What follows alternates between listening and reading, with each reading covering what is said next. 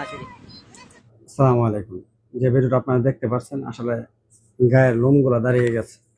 একজন প্রবাসী কোন দেশের আমি জানি না। ঘটনাটা সৌদি আরবেই ঘটছে। যখন পুলিশি অভিযান চলতেছিল, সে ভয়ে যখন দূর দিছে, তখন একটা গাড়ি এসে কি একটা দুর্ঘটনা ঘটলো আপনারা দেখতেই পাচ্ছেন। বিশেষ করে যারা প্রবাসী আছেন, তাদেরকে আমি সবসময় একটা কথাই বলি যে, দেখেন ভাই, মানে ভিসা ছাড়া আপনারা থাকার চেষ্টা করবেন না কোনো দেশে। যে কোনো দেশে আপনারা থাকুন না কেন, মানে বৈধভাবে থাকার চেষ্টা করবেন। কারণ একটা যখন আপনি অবৈধ থাকবেন, আপনার ভিতরে একটা ক্ষোভ থাকবে, একটা ভয় থাকবে। তো ভয় থাকলে দেখা গেছে কি, পুলিশ আসলে আপনি যে কোনো দিকে যে একটা দূর দূর দিয়ে গেলেন কোনো কিছু না দেখে। এই দেশে তো গাড়ি খুব স্পিডে, কমপক্ষে 100 স্পিডে চলাফেরা করে। তো একটা প্রবাসীর জন্য সেকেন্ডে দুর্ঘটনা করতে পারে। আর এখন বিশেষ করে আরব আরব দেশগুলো, সব দেশগুলোতে মানে অভিযান চলতেছে, রেড সিগন্যাল চলতেছে, যেটা বলতে পারেন যে আপনি তারা কোনো অবৈধ লোক রাখবে না। তাদের দেশে তারা কোনো অবৈধ লোক রাখবে না।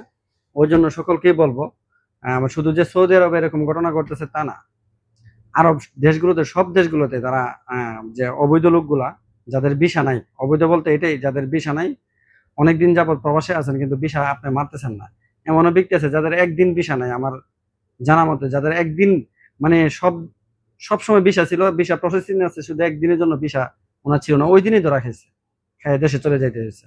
তো অবৈধ লোককে তারা তারা একেবারে নিমেষে শেষ করে দেবে, জিরোতে নিয়ে আসবে, তারা এরকম ঘোষণা দিয়েছে।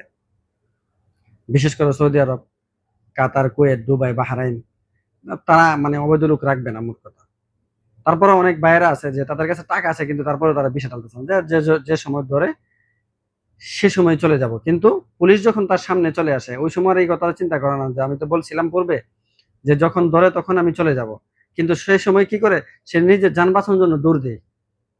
যেন এরকম ঘটনাটা যারা অবৈধ লোক আছেন তাদের সঙ্গে, যারা ভিসা নাই, তাদের সঙ্গে যেন এই ঘটনাটা না ঘটে। আমি সবাইকে একটা অনুরোধ করব যে আপনার যদি পসিবল হয়, আপনি ভিসা দাঁড়েন, ভিসা রিনিউ করেন।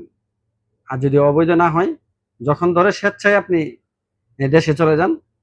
দেখা গেছে কি, যখন একটা পুলিশি হামলা অভিযান আসে, আপনি যদি শুনতে পান, আপনার টেনশন আছে। অনেক প্রবাসী বাইরে এরকম টেনশনে স্টক করে দুনিয়া থেকে চলে যায়। ভিডিওটা দেখে আসলে আমার খুব কষ্ট লাগছে, লাগার কারণেই আসলে এই ভিডিওটা বানানো। যারা প্রবাসী আছেন আমি সকলকে অনুরোধ করবো যে আপনারা অবশ্যই যে আপনারা সচেতন থাকবেন, বিশেষ করে সচেতন থাকবেন, নিজে ভালো থাকবেন। ভালো থাকতে গেলে প্রবাস জীবনের মধ্যে ইম্পর্টেন্ট একটা জিনিস হলো ভিসা থাকাটা।